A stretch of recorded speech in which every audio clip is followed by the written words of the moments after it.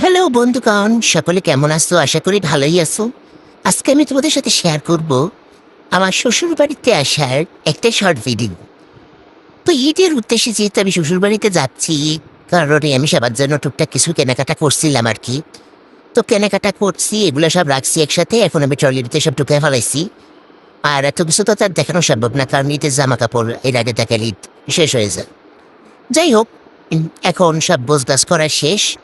এখন এই যে মেঘ পিলু দুটা কিনছিলাম, বাসে করে যেহেতু যাবো, এটা দরকার আছে। তো এই যে বোঝগাছ শেষ। যেদিন আমি রওনা দিছিলাম সেই দিন, মানে যেদিন শ্বশুরবাড়িতে আসছিলাম আর কি, ভোরবেলা একদম সেহিনি করেই 5টার দিকে না 5:45টার দিকে বের হয়ে গেছি, কারণ 5:30টায় আমার বাস ছিল।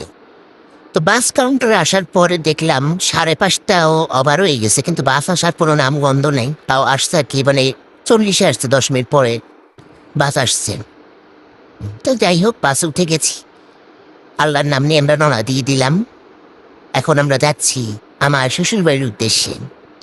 তখন ভোর ছিল, আর একটু অন্ধকার অন্ধকারই, এই জন্য বাসের মধ্যে এই নীল কালারে বাড়তেছিল।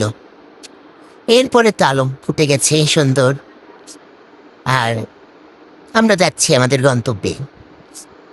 তো সবাই দেখলাম আশেপাশে সবাই ভিডিও করে, তো আমি তো ভিডিও করি, তা আমিও করলাম আর কি।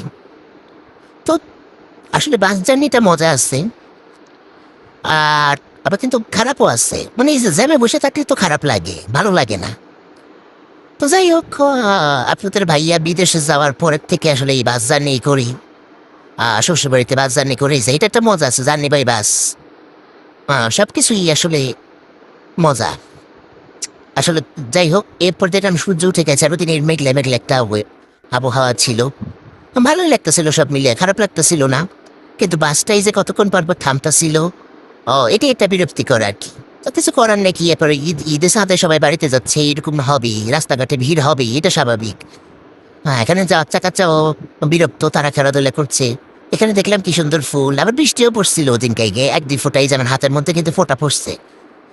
তখন তারপরে আবার আমরা যাচ্ছি আবার আমাদের গন্তব্যে। মেলা দূর আছে আর কি, মানে এক কাছে কাছে বাড়ি না, অনেক দূরে। এরপরে যাই হোক, 11টা না 11:30টার দিকে আমরা একটা হোটেলে নামলাম। এখানে পুরুষ মহিলাদের ওয়াশরুম আছে। এখানে সবাই ফ্রেশ ট্রেশ হলো। এরপর সবাই তো যেহেতু রোজা, কে কি খাবে, কিন্তু বাচ্চারা তো আর রোজা না, ওদের জন্য একটা কিছু নিয়েছি। আমার ছেলে যেমন একটু জুস খেয়েছে, জুস কিনে দিলাম। আর যারা আসলে বাস জার্নি করতে পারে না, যাদের বমি টমি আসে, তাদের তো রোজা শেষ, তারাও কিছু হালকা পাতলা খেয়েছে। তো যাই হোক, আল্লাহর রহমতে আমার আবার এই অভ্যাসটা নাই বাসের মধ্যে